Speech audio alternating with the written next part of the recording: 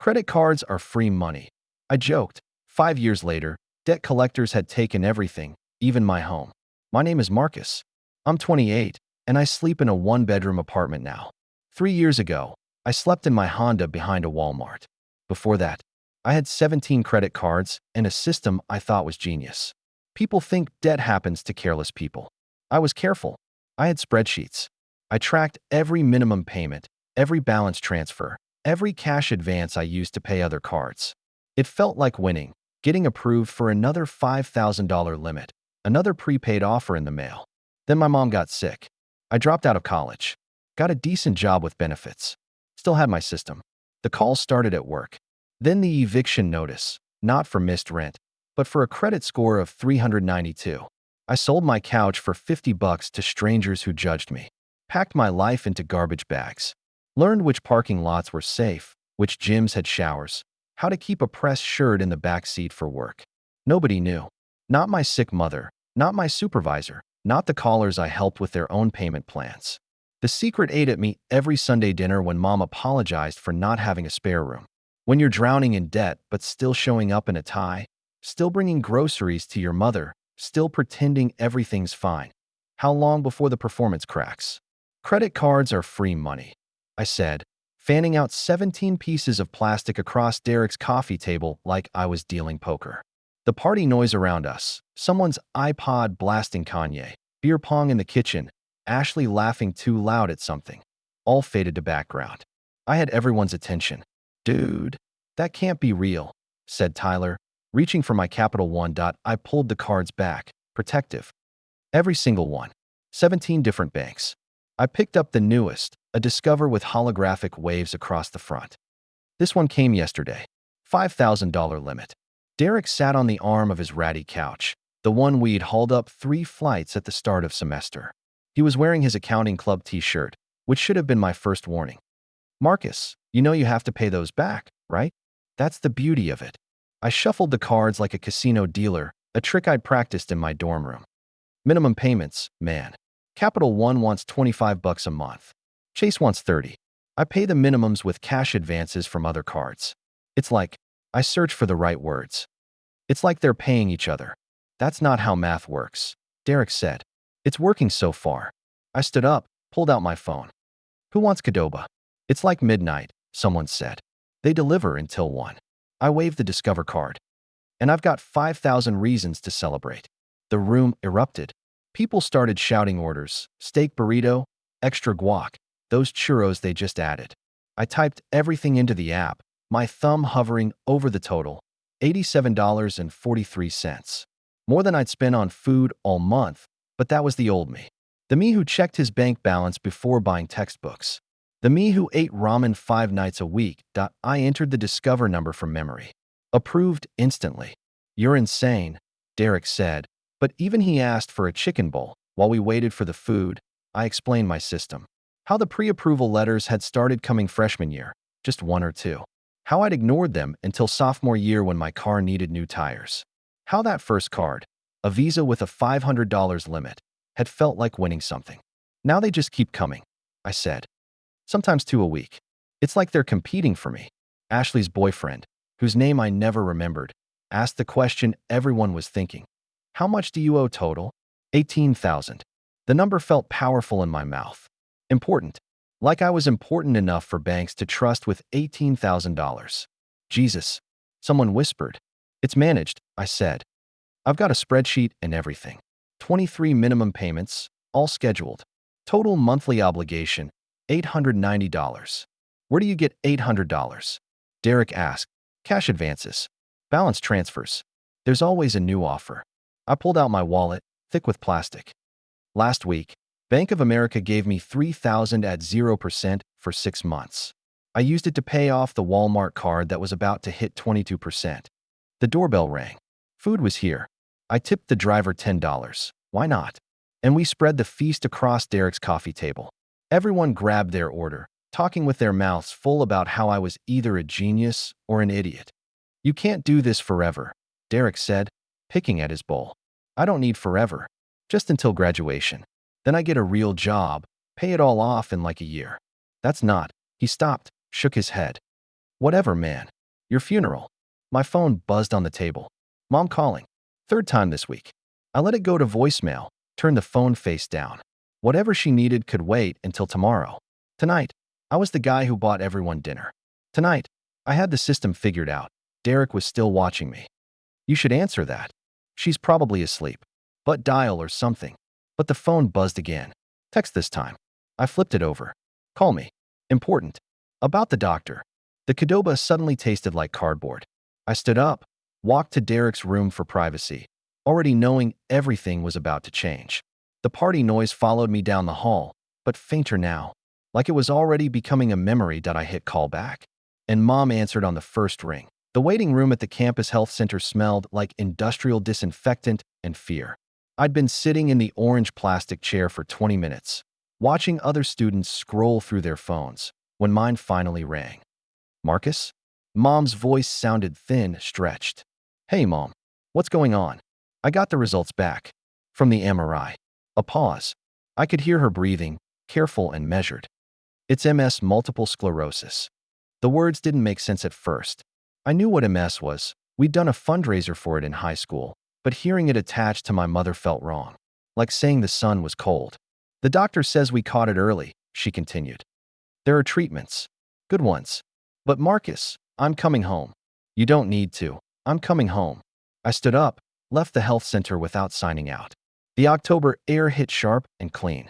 I walked straight to my American literature midterm, Professor Harrison already passing out blue books. I walked to my desk, picked up my backpack, and walked out. Harrison called after me, something about this counting as a zero, but I was already gone. The drive from Bloomington to Indianapolis took 3 hours. I made it in 2.5, my Honda hitting 90 on I-65. The algebra kept running through my head. $18,000 in credit card debt, $890 in minimum payments, $21,000 in student loans that would come due 6 months after I dropped out. But none of that mattered. Mom needed me. I found her in the kitchen, making spaghetti like it was any other Thursday. You didn't have to come, she said, not turning from the stove. Mom, I'm fine. Really. The doctor says lots of people live normal lives with MS. I watched her hands as she stirred the sauce. Steady. Normal. But I noticed the pill bottles on the counter, medical pamphlets stacked by the phone, a cane leaning against the doorframe, still had the price tag on it. When did it start? I asked. The numbness? Few months ago. Thought it was just stress from work. She finally turned to face me. They let me go last week. Said it was downsizing, but she gestured vaguely at her left leg.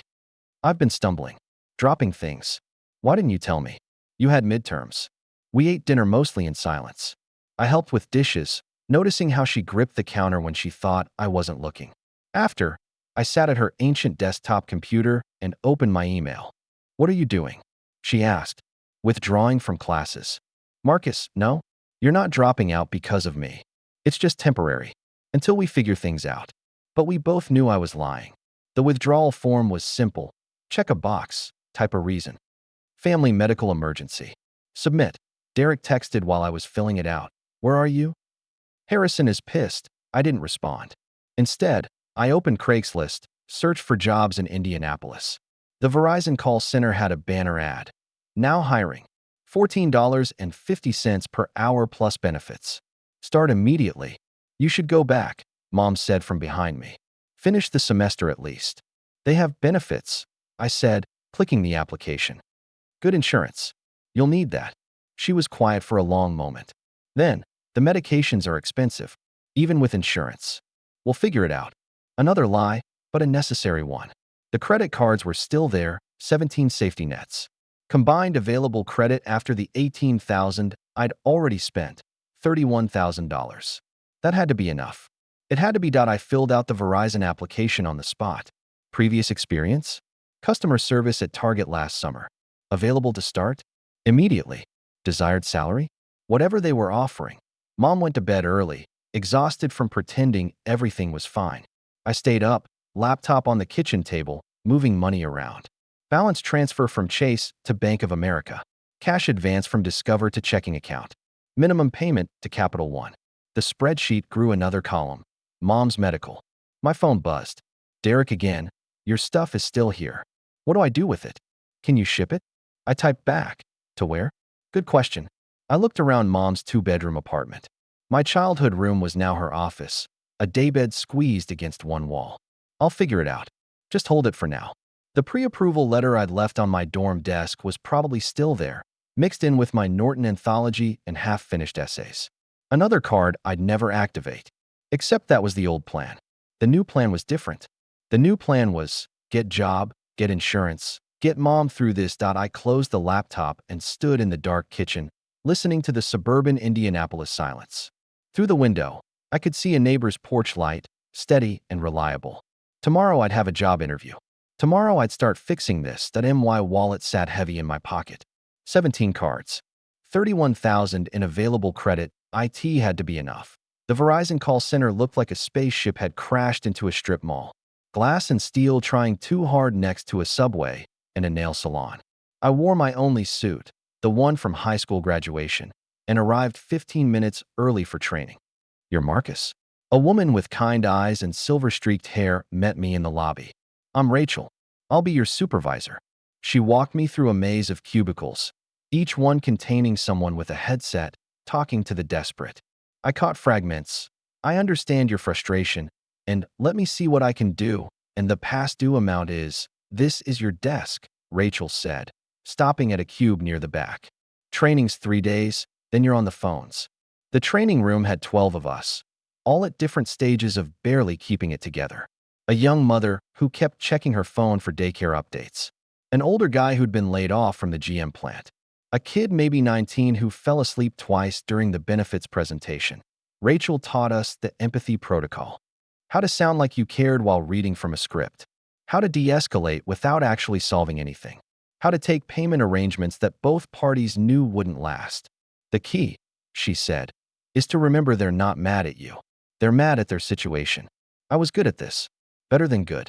I understood the callers before they finished explaining. I knew the weight of bills you couldn't pay, the juggling act that got harder every month.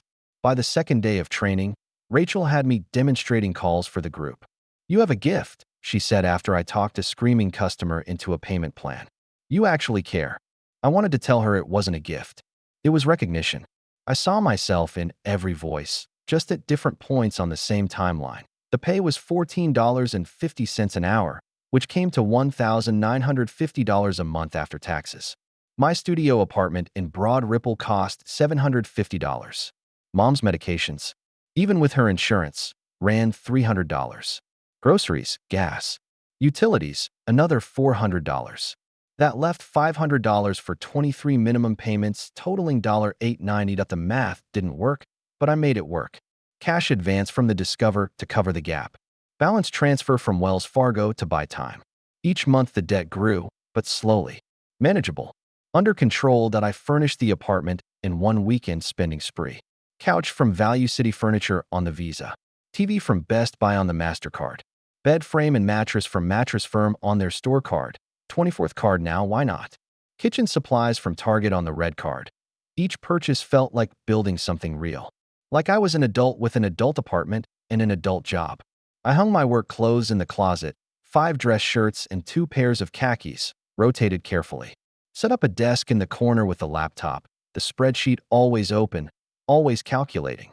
Mom came to see the apartment once. I'd cleaned for hours, arranged everything perfectly. It's nice, she said, sitting carefully on the new couch. Bigger than I expected. It's close to work. 15-minute drive. She nodded, hands folded in her lap. The tremor was subtle, but there. The insurance from your job is good. Dr. Patterson says the new medication should help. That's great, Mom. We didn't talk about the cost. We didn't talk about how I was affording any of this. She needed to believe I had it handled, and I needed her to believe I'd work. I took every overtime shift offered. Saturdays, Sundays, holidays. More hours meant more money, but also meant less time to think about the spreadsheet. Less time to notice the available credit shrinking. The minimum payments growing. You're here a lot, Rachel said one Saturday afternoon, bringing me coffee. Need the money. Don't we all? She leaned against my cube wall. Just remember to take care of yourself too. This job will eat you alive if you let it. But being eaten alive slowly felt better than drowning fast.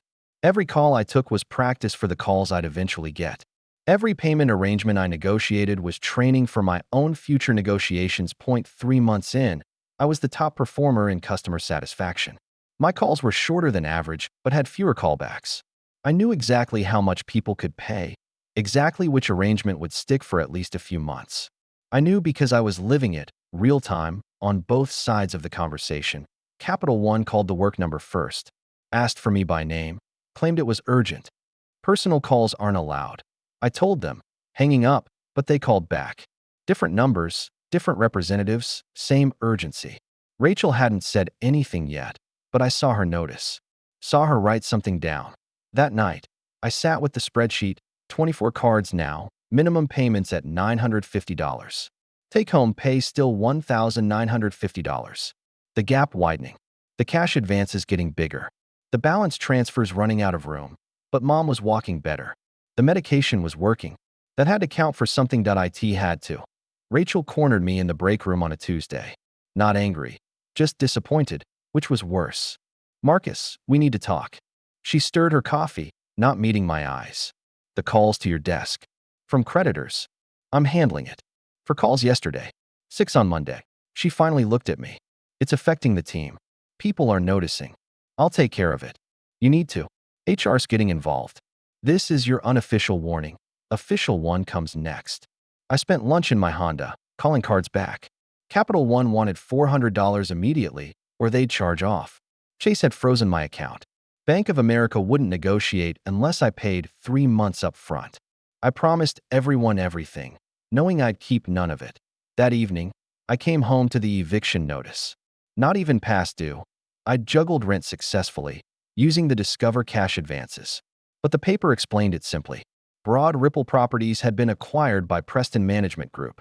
New policy, credit checks on all existing tenants. Credit score, 392-inch, was highlighted in yellow. Tenant must vacate within 30 days. I sat on my Value City couch, staring at the paper. The furniture I'd bought on credit filled the apartment. TV I never watched, kitchen gadgets I never used, bed frame that felt like a joke now. $8,000 of stuff bought on cards to make a home I couldn't keep. That I called legal aid from the laptop, searching tenant rights Indiana. Voicemail. Called 3 more numbers. All voicemail. Finally reached someone who said they'd call back in 5 to 7 business days. 29 days left. The next morning, I posted everything on Craigslist. Moving sale, everything must go. The buyers came in waves, each one looking at me like I was contagious. The couch I'd bought for $600 went for $50 to a college kid who haggled me down from $75. The TV went for $75. The bed frame and mattress, $100 for both. "Why you selling everything?" One buyer asked, loading my kitchen supplies into his truck. "Moving for work." I lied. Each transaction felt like surgery without anesthesia. Watching my adult life get carried out in pieces, sold for pennies on the dollar. The apartment emptied around me until it was just me, my laptop, my work clothes, and a sleeping bag my ex-girlfriend. Jessica had left behind after a camping trip we never took. Mom called while I was loading garbage bags of clothes into the Honda for Goodwill. "Want to come for dinner Sunday?" "Sure, Mom. You can see the new apartment after. It's smaller but closer to work." The lie came instantly. "Actually, I'm moving too. Closer to work. Smaller place, saving money." "That's smart, honey." That night, I sat in the empty apartment, calculating on the laptop. Storage unit, $150 first month plus deposit. Can't afford it. Stay in a motel, $45 a night, $1,350 a month. Can't afford it. Security deposit on new place with 392 credit score. Impossible. 28 days left. The Honda in the parking lot started looking different. Not just a car anymore. Maybe something else. Maybe everything. The last week dissolved in Craigslist handshakes and Goodwill runs. I kept only what fit in the Honda. 5 work shirts, 2 khakis, toiletries, laptop, the sleeping bag. Everything else went to strangers who paid in crumpled 20s or got donated at 10 p.m. when nobody would see me. "You moving?" my neighbor asked, watching me carry garbage bags downstairs. "Yeah, smaller place." Smart. This place got too expensive anyway. If only he knew. I told Mom the same lie, elaborating each time she asked. The new apartment was cozy, had character, was perfect for one person. She offered to help me move. I said I'd hired movers. She offered to see it. I said I was still unpacking. The final night, I walked through the empty apartment. The carpet had indentations where furniture had been. The walls had small holes from pictures I'd hung thinking I'd stay forever. I left the keys on the counter at 11 p.m. before the marshals would come at 9 a.m. The Walmart parking lot was bright as day. I parked between two RVs, hoping to look like I belonged. Reclined the seat, arranged the sleeping bag, used rolled clothes as a pillow. The lot lights turned everything orange. Carts rattled past occasionally. A security truck did slow loops that I didn't sleep at 5 a.m. I sat up, neck screaming, mouth tasting like pennies. My phone showed 3 missed calls from a number I didn't recognize. Probably another creditor. Battery at 12%. I'd need to charge it at work. The Planet Fitness 2 blocks away opened at 5. I'd joined online the night before, $10 monthly, no commitment. The cheerful purple and yellow felt obscene at dawn. Welcome to Planet Fitness. The desk girl chirped. Her name tag said Brittany. She looked 19, probably made $9 an hour, definitely lived with her parents. Just need to shower. Long drive. Showers are in the back. Towels are $2 or bring your own. I bought a towel. Tomorrow I'd steal one. No, tomorrow I'd figure something else out. This was just tonight. Just temporary. The shower was heaven. Hot water, privacy, soap from the dispenser that smelled like fake coconuts. I stayed until someone knocked, asking if I was okay. Drove to work with wet hair, windows down to dry it. Hung my second shirt from the backseat hook, smoothing wrinkles by hand. Parked in my usual spot. Walked in at 7:58, normal as breathing. Morning, Marcus, Rachel said. Morning. You look tired. Moving. You know how it is. She nodded, already on to the next crisis. I sat at my desk, plugged in my phone, put on my headset. First call was a woman crying about her mother's phone getting shut off. Her mother had dementia, needed the phone for emergencies. I can restore service for 24 hours, I said, typing override codes I wasn't supposed to know. That gives you time to figure something out. God bless you. She sobbed that I took 43 calls that day. Helped every single one beyond what policy allowed. If I was drowning, might as well grab everyone else I could reach. 5:30, logged off, walked to my Honda home. The second night was worse. Harder to pretend it was temporary when I'd already mapped the lot's bathroom locations. 6 a.m. alarm. Time to look normal again. By the end of week 1, I'd developed systems. Planet Fitness at 5:30 a.m. Early enough to avoid the pre-work rush. Late enough that staff didn't wonder why I was always first. Keep shampoo and soap in a grocery bag. Towel dried overnight in the car.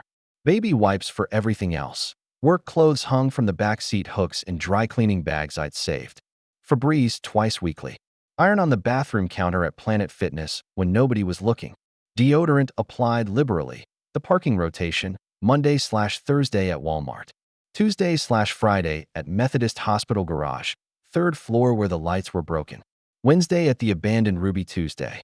Weekends at various church lots. They never towed on Saturdays. Breakfast from McDonald's dollar menu. Coffee free in the break room. Lunch from the vending machines or leftover meeting food. Dinner from grocery store hot bars. Eaten in the car with plastic forks I hoarded from the break room. Mail went to Mom's address.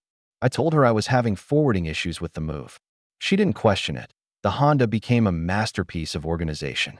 Toiletries in a shower caddy under the passenger seat. Clothes in vacuum-sealed bags in the trunk. Important papers in a waterproof folder. Phone charger plugged into the outlet at work, the library, anywhere with unlocked bathrooms. I memorized the city's invisible infrastructure. Which Starbucks had outdoor outlets. Which churches left doors unlocked for prayer. Which hospital waiting rooms never checked if you belonged. The public library until 9 p.m. weekdays, 6 p.m. weekends, free Wi-Fi, clean bathrooms, climate-controlled AT work. I maintained perfect normalcy. Arrived on time, clothes pressed, smile ready. Took calls with exceptional metrics. Rachel praised my dedication at the team meeting. Marcus has been here every overtime opportunity, she announced. That's commitment. If she noticed I never talked about my new apartment, never mentioned a commute, never brought lunch that required refrigeration. She didn't say. The other car dwellers revealed themselves through subtle signals. The van with curtains 2 spots over at Walmart. The Corolla with the sunshade that never moved from Methodist garage. The pickup with the camping shell at Planet Fitness every dawn. We never spoke, never made eye contact, but we knew. Small courtesies. Not parking too close, not drawing attention, not breaking the unspoken rules that kept us all invisible. Security knocked on my window once at 2 a.m. Walmart lot. Flashlight in my face. Can't sleep here. Sorry, just resting. Long drive. I'll move. He stepped back, saw my work clothes hanging, the careful organization. His face softened. Methodist hospital garage is safer. Third floor. He walked away. I moved. Sunday arrived like a test. Dinner at Mom's, where I'd need to perform normalcy for 3 hours straight. I showered extra long at Planet Fitness, put on my best casual clothes, practiced my smile in the rearview mirror. You look thin, Mom said, opening her door. Just busy with work. Her hands shook more now, but her smile was real. We ate pot roast, talked about her new medications, sorted pills into weekly containers. She never asked to see my apartment. I never offered. You sure you're okay? She asked as I left. I'm fine, Mom. Another lie added to the pile. But necessary. Always necessary. The Honda waited in her visitor spot, my entire life hidden inside. 41 days now. But who was counting? Everyone. Everyone was counting. Sunday dinners became elaborate theater. I'd arrive with groceries bought with my EBT card, applied for it on a library computer, swallowing what was left of my pride. Mom never questioned where a call center rep found money for organic vegetables and grain-fed beef. You don't need to bring so much, she'd say. Unpacking bags. I like cooking for you. Another lie. I hadn't cooked in 53 days. But watching her eat well, watching her medications work, made the performance worth it. This Sunday, her tremor was worse. She dropped a glass during dinner, shattered on the linoleum. I cleaned it up while she sat, frustrated tears barely held back. The doctor wants to try a new medication, she said. It's $400 a month with insurance. We'll figure it out. Marcus, I can't keep, Mom. We'll figure it out.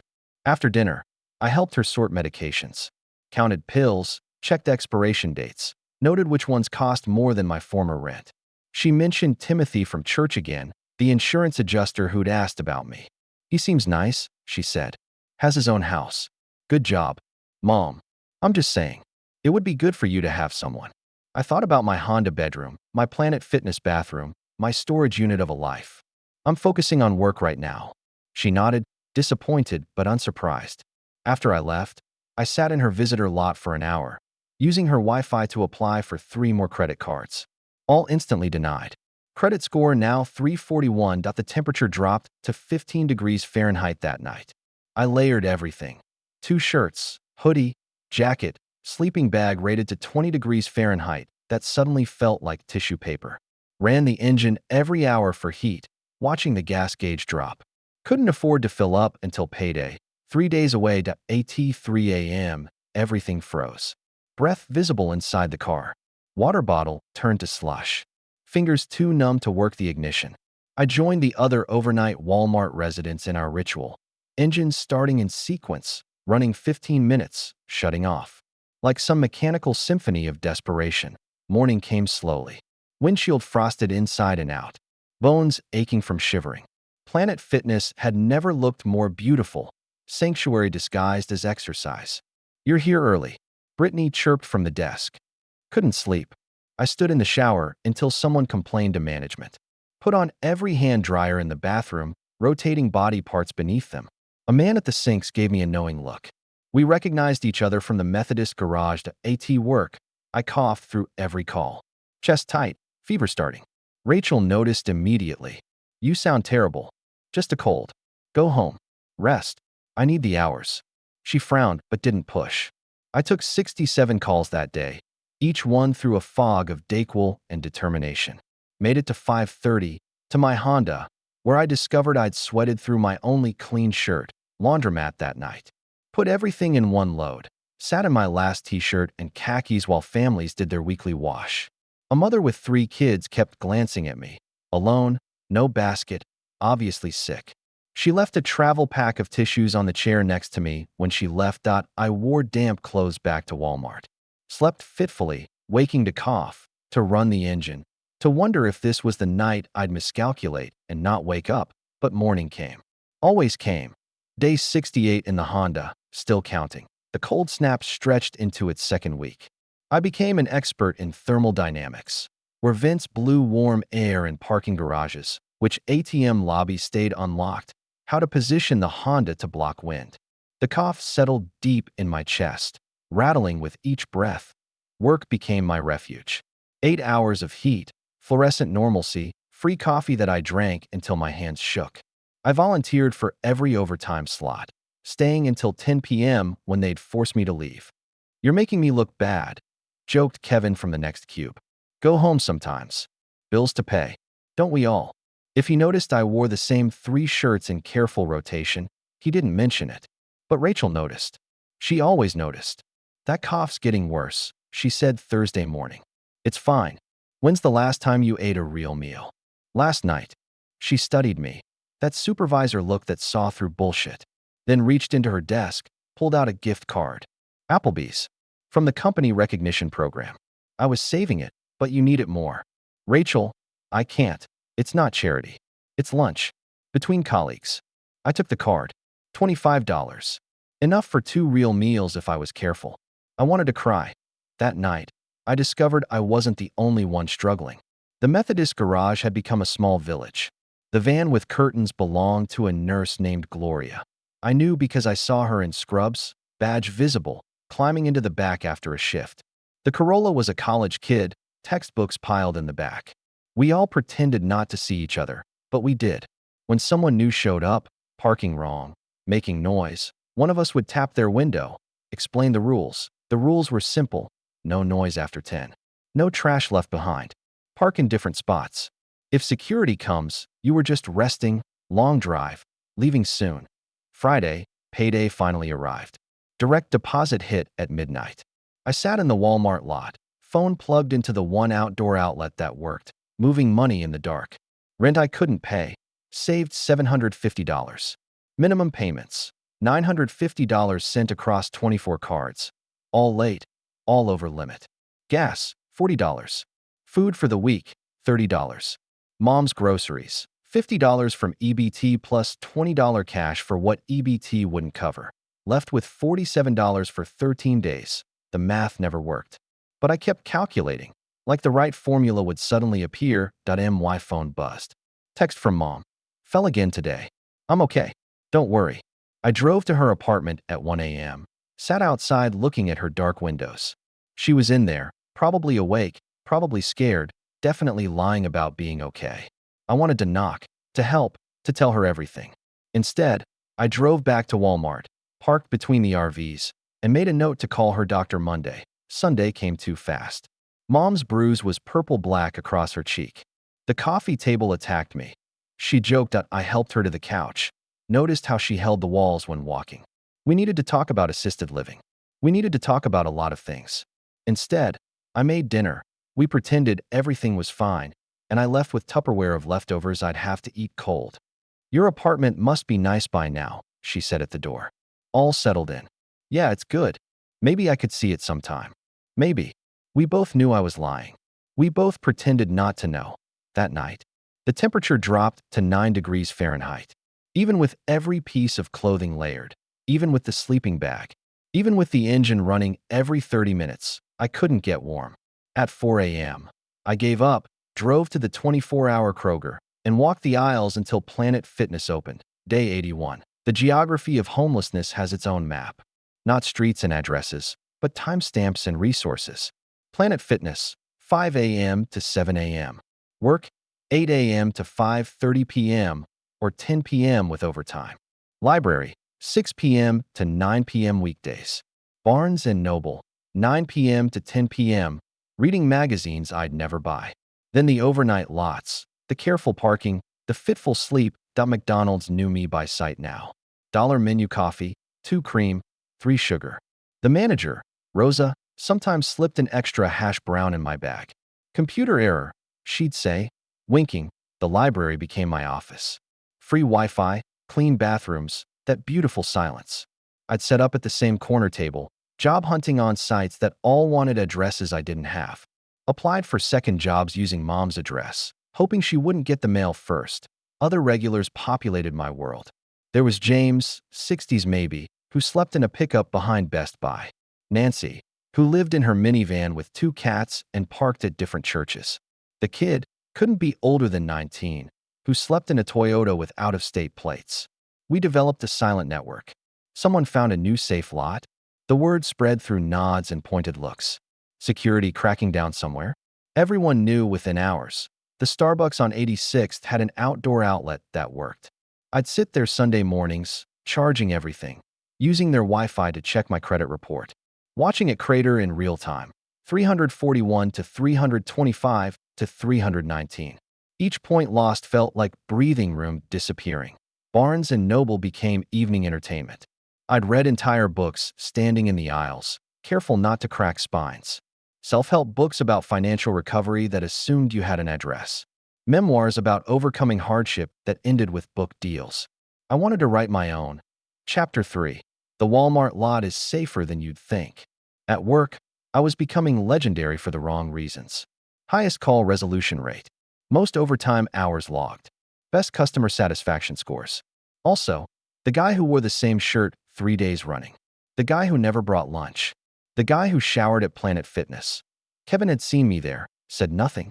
But I caught his pitying looks. Rachel tried another intervention. There's this program, she said, sliding a pamphlet across her desk. Employee assistance. Free counseling. Financial advice. I'm fine. Marcus. I'm handling it. She leaned back, studied me. You know my brother-in-law owns some properties. You mentioned. There's a garage apartment. Tiny. Like, really tiny. But it's warm. For $100 a month, utilities included. My throat closed. I can't take charity. It's not charity. It's rent. Below market, sure, but he needs someone reliable. I wanted to say yes. Wanted to cry. Wanted to explain that $400 might as well be $4,000. Instead, I'll think about it. Think fast. Winter's getting worse. That night, Methodist Hospital security finally noticed me. Flashlight on the window at 3 a.m. Can't be here. I'm waiting for someone. My mom's in the ER. He looked at my setup, sleeping bag, clothes on hooks, phone charging cable snaking to the outlet I'd found. Your mom's been in the ER for 3 months. Look, I get it. But you can't stay here. They're installing cameras next week. One safe place gone. The van with curtains was already gone when I circled back. Gloria must have gotten the same warning that I spent the rest of the night driving, burning gas I couldn't afford, looking for somewhere that felt safe. Ended up at a truck stop on 465, sleeping fitfully between semis. Their engines running all night like mechanical lullabies. Day 94, still alive, still counting. Friday afternoon, Mom called during my shift. I let it go to voicemail. Personal calls were already an issue. She called again. Then again, Rachel appeared at my cube. Take it. Mom's voice was controlled, which meant something was very wrong.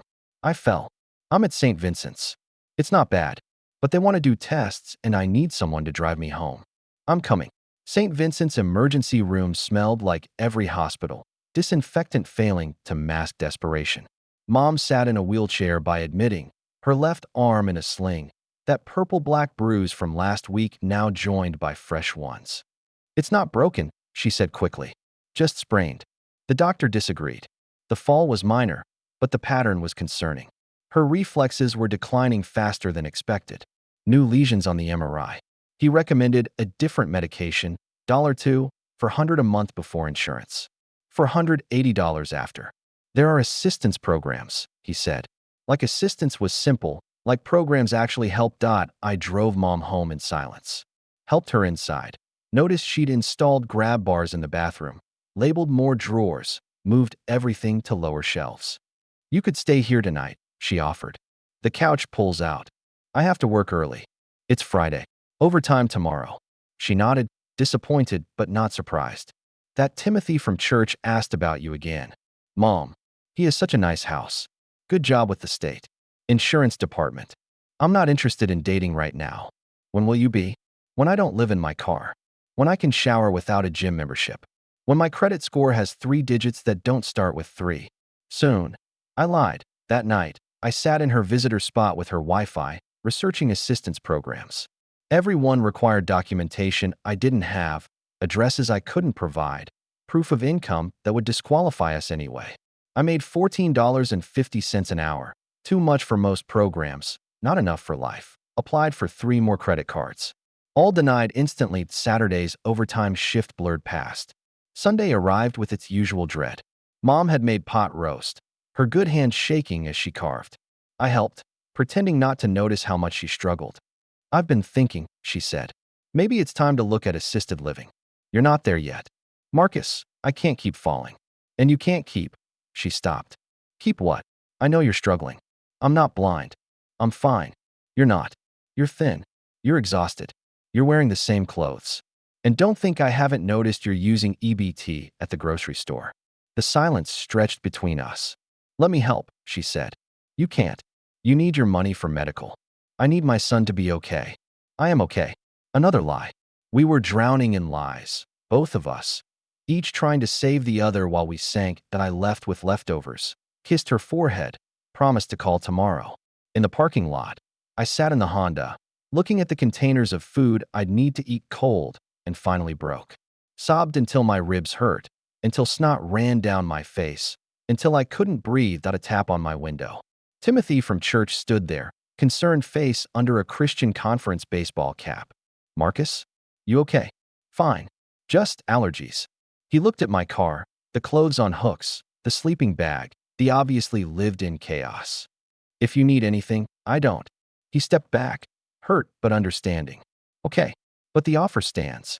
He walked to his Accord, looked back once, then drove away. Monday came with a meeting request from HR, the subject line, workplace disruption concerns.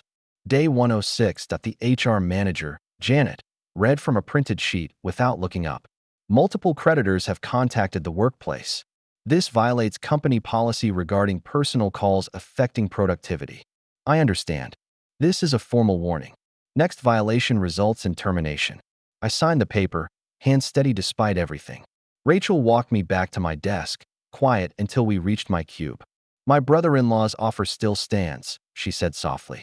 The garage apartment. I'm fine. No, you're not. She lowered her voice. I know you're living in your car, Marcus. The words hung between us. I couldn't deny it, couldn't confirm it, couldn't speak at all. For $100 a month. First month free to get you settled. She wrote the address on a post-it. 1847, North Denny Street. Just go look. I took the paper, folded it carefully, put it in my wallet next to the 23 maxed-out credit cards. That day, I took 67 calls. Each one a mirror of my own situation. People negotiating payment plans they couldn't keep, begging for extensions that wouldn't help, drowning in numbers that would never add up. A woman sobbed about her husband's chemo bills. I gave her the maximum extension possible. A man screamed about his daughter needing her phone for safety. I accidentally processed a service restoration without payment. An elderly woman whispered about choosing between medication and keeping her phone. I marked her account with every protection code I knew. Your empathy metrics are off the charts, my manager Joyce said, reviewing my stats. Corporate wants you training new hires. Sure. $2 raise. Starts next month. $2. $16.50 an hour. It felt like winning the lottery and losing it simultaneously. That night, the ice storm warning started. Catastrophic conditions expected. I had nowhere to go that would be warm. The Methodist garage was off limits. Walmart would be too exposed. The abandoned lots would be death traps. I drove past 1847 North Denny Street. A small house with a detached garage apartment above it. One window glowing yellow in the dark. Maybe tomorrow. Day 118. The ice came Tuesday night like a biblical plague. Everything coated instantly. Trees, cars, the world turned to glass. I'd parked at Walmart, engine running every 20 minutes to keep the battery alive and me from freezing. At 4 a.m., I tried the door handle. Frozen solid. The icer from my emergency kit did nothing. Credit cards bent trying to pry the seal. I found hot water at the gas station, poured it over the lock. The door cracked open, then froze worse. Finally, desperate, work starting in 3 hours, I yanked with everything I had. Something in the door mechanism snapped, a sound like breaking bones. The door opened, but wouldn't latch properly anymore. I drove to work holding the door closed with one hand. ice still everywhere, arriving 20 minutes late. My hair had ice crystals.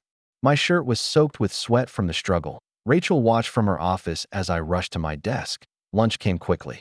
She called me in, closed the door. I know you're living in your car. No point denying it anymore. I nodded. The garage apartment. My brother-in-law Tom will prorate this month. You can move in today. Rachel, it's not charity. It's survival. You're going to die out there. She was right. The ice storm was predicted to last 3 days. My sleeping bag was rated to 20 degrees Fahrenheit, not the 5 degrees Fahrenheit they were forecasting. Okay, she smiled. First time I'd seen her really smile. Tom will meet you there at 5.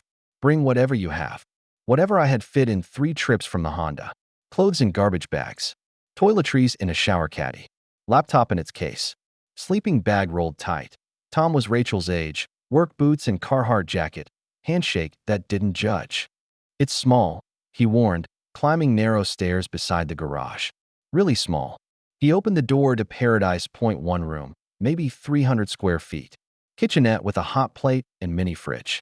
Bathroom so tiny the door hit the toilet. An air mattress in the corner, 2 folding chairs, a card table. Utilities included, Tom said. First month free like Rachel said. For 100 after that. I stood in the middle of the room, touching walls because I could, flipping the light switch because it was mine to flip. Thank you. He nodded, left the keys, disappeared down the narrow stairs to I slept for 16 hours straight. Day 119. Inside. Waking up indoors felt like surfacing from deep water. For a moment, I couldn't remember where I was. Reached for car keys that weren't under my pillow. Panicked about being late for work. Then realized, Saturday. Walls. Ceiling. Home. I stood in the tiny space, touched everything. The hot plate worked. The shower had hot water, endless hot water. The toilet flushed. The mini fridge hummed. These weren't miracles, but they felt like it. Made instant coffee on the hot plate, sat on the air mattress. Cried for 20 minutes. The mail Tom had left included forwarded letters from the old apartment. Court summons from 3 credit cards. Final notices from 4 others. Total claimed, $47,000. More than 2 years' salary. I spread them across the floor, finally able to see the full picture. 23 cards maxed. Minimum payments totaling $1,400 monthly. Take-home pay with the new raise, $2,100.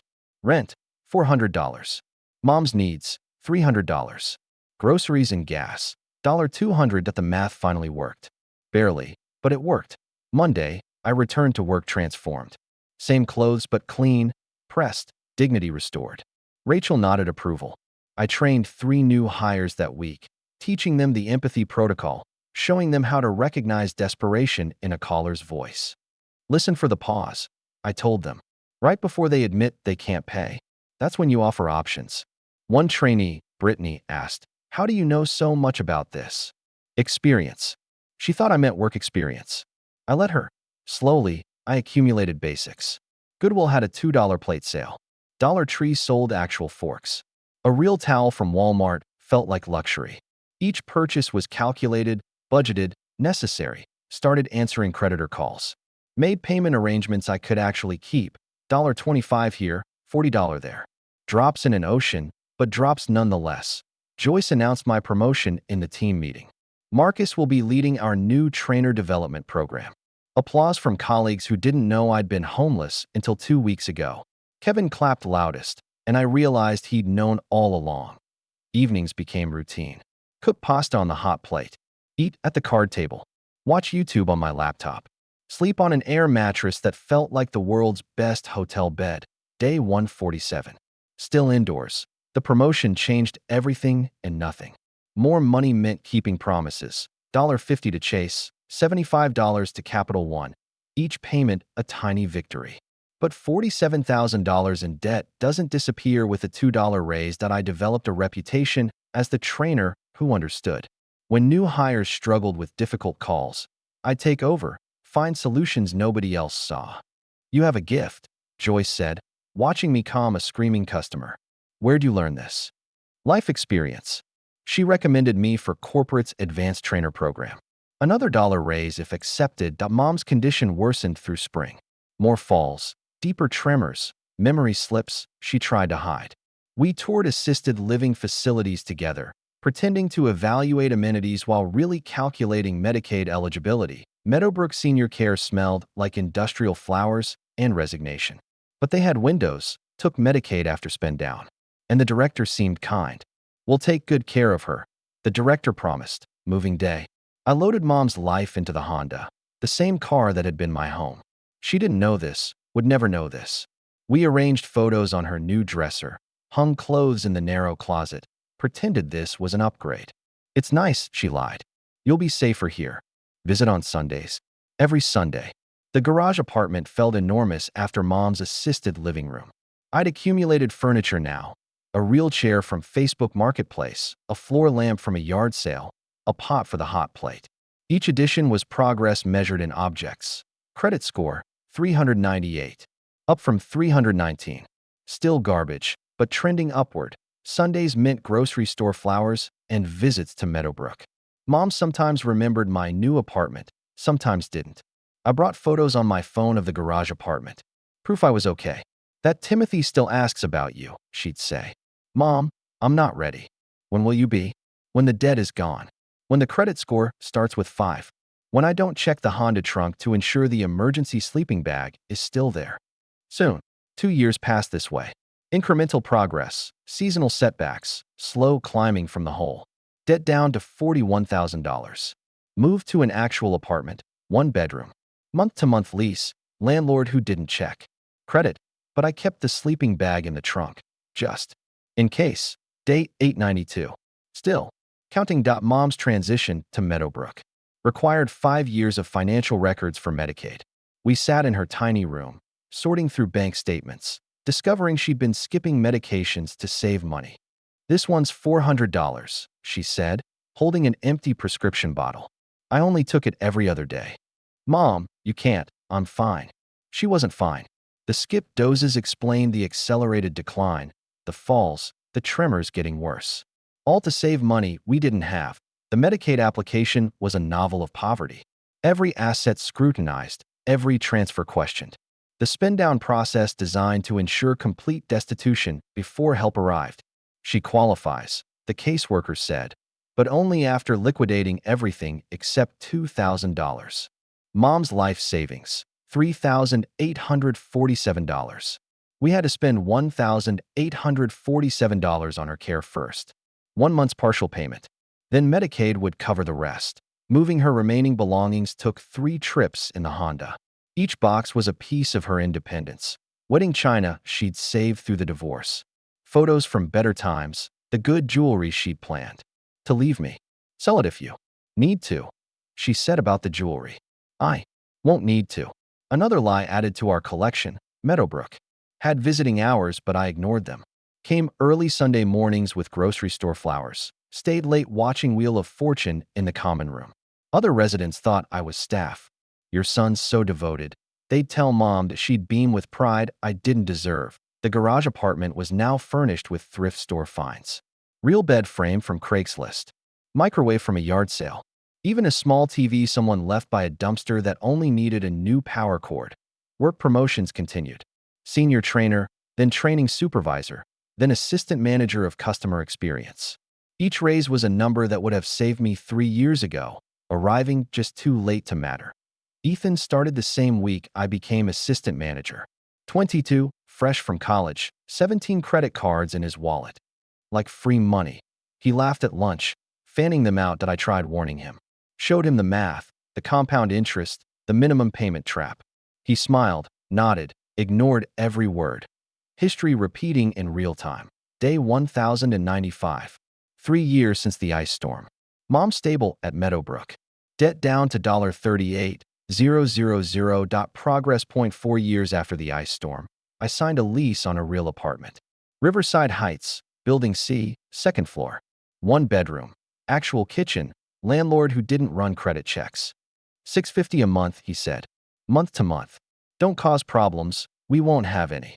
The Honda, now at 312,000 miles, carried my life in 3 trips. The door still didn't latch properly, held closed with a bungee cord system I perfected. But it ran. It always ran. Training new hires became my specialty. I could spot the desperate ones, the single mothers, the recently divorced, The ones living closer to the edge than they'd admit. Ethan wasn't one of them. Parents paid his student loans, his car insurance, probably his credit card minimums.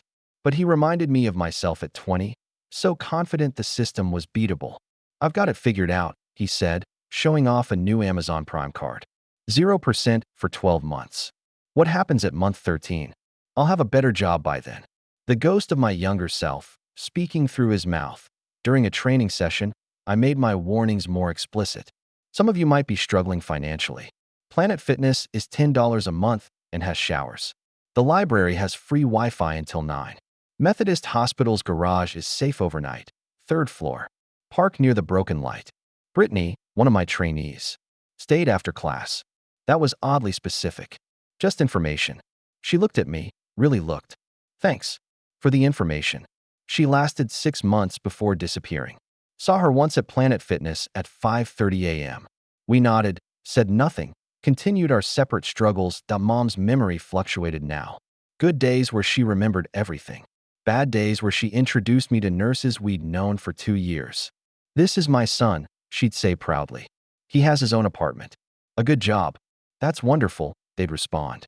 Having heard this introduction dozens of times, Timothy still attended Mom's church, still asked about me through her.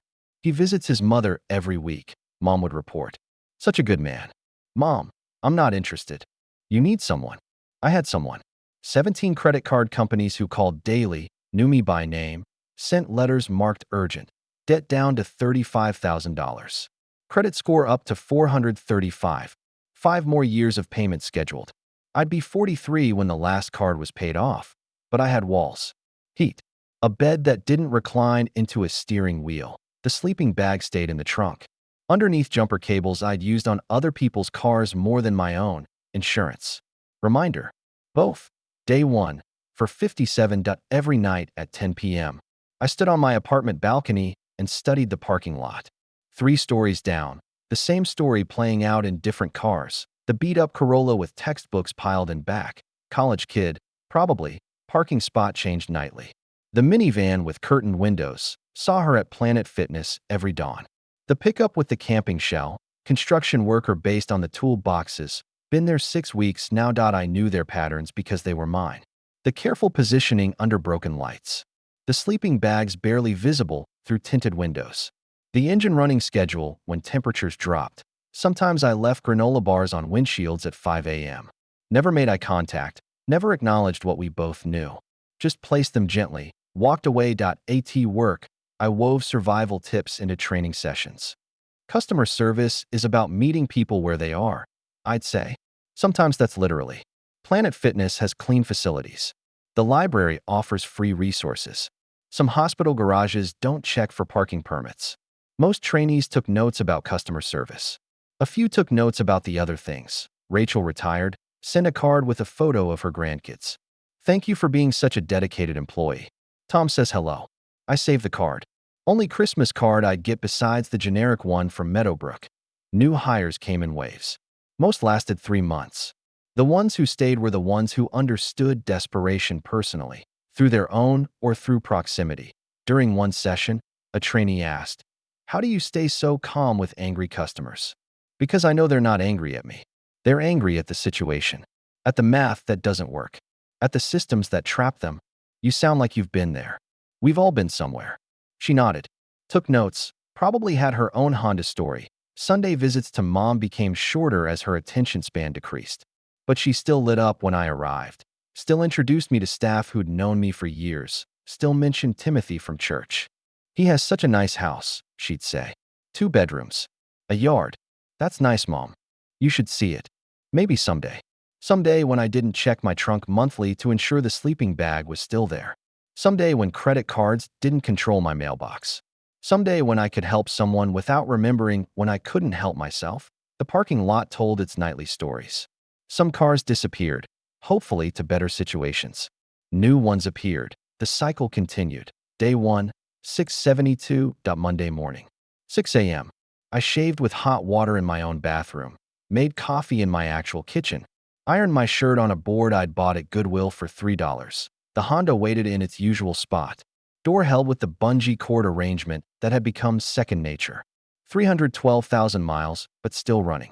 Still reliable. Still carrying that sleeping bag in the trunk. That AT work. Orientation for 5 new hires.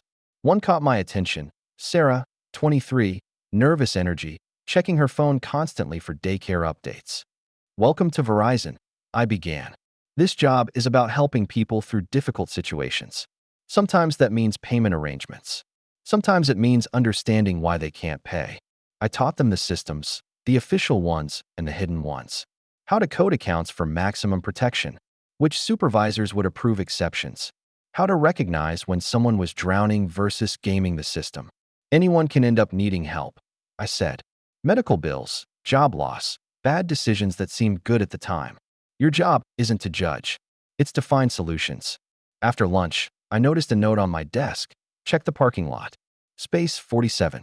A friend Space 47 had a beat-up Corolla, someone clearly living inside. Sunshade up, fast food bags, pillow barely visible. After my shift, I slipped a note under the wiper. Planet Fitness, $10 per month, has showers. Methodist Hospital garage, 3rd floor, broken light. Meadowbrook laundromat bathroom unlocked till midnight. Food bank on 38th, Tuesdays and Thursdays, no questions asked. Someone who knows. I never saw who picked up the note, but the Corolla started parking smarter. Started looking less obvious.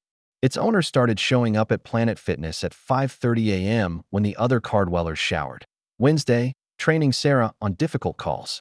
A woman sobbed about choosing between insulin and phone service.